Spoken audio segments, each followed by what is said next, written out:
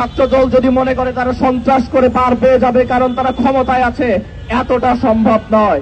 আমরা দেখেছি ক্ষমতার চূড়ান্ত রূপ নিয়েও ছাত্রলীগ এই ক্যাম্পাস থেকে কিভাবে বিতাড়িত হয়েছিল।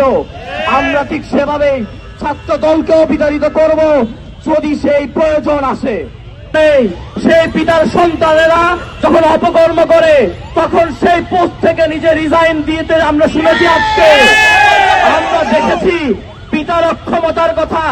এই বিশ্ববিদ্যালয় প্রশাসন কত অক্ষম এবং কত অকেজো সেটা আমাদের সামনে আজকে স্পষ্ট হয়েছে। এর পূর্বেও ছাত্রদল যে সন্ত্রাসী কর্মকাণ্ডগুলো করেছে এই ক্যাম্পাসে, শাহবাগ থানায় হামলা সহ শহীদুল্লাহ হলে আগেও এ ধরনের হামলার ঘটনা ঘটিয়েছে। আমরা বারবার নিয়মতান্ত্রিক ভাবে এর বিচার চেয়েছি। আমরা সারা দেশে নিয়মতান্ত্রিকতার সাথে ছাত্রদল সহ আজকের ক্ষমতাসীন দলের যেই সন্ত্রাস, সেই সন্ত্রাসের প্রতিবাদ করে এসেছি।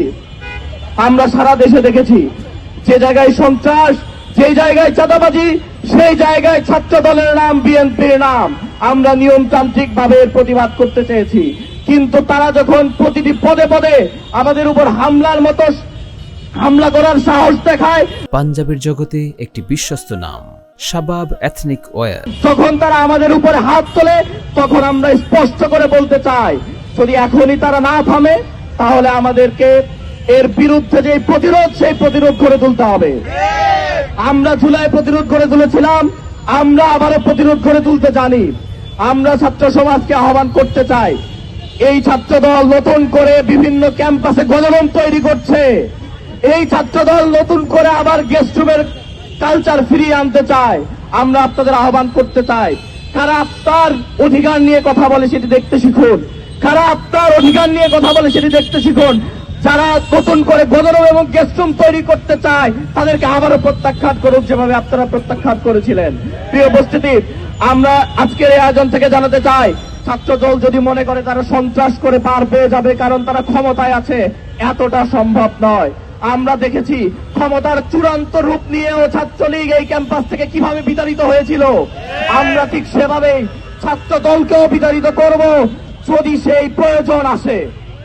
প্রিয় উপস্থিতি, আমরা দেখেছি সারা দেশে ছাত্রদল বিভিন্ন ক্যাম্পাসগুলোতে গণরুম তৈরি করছে।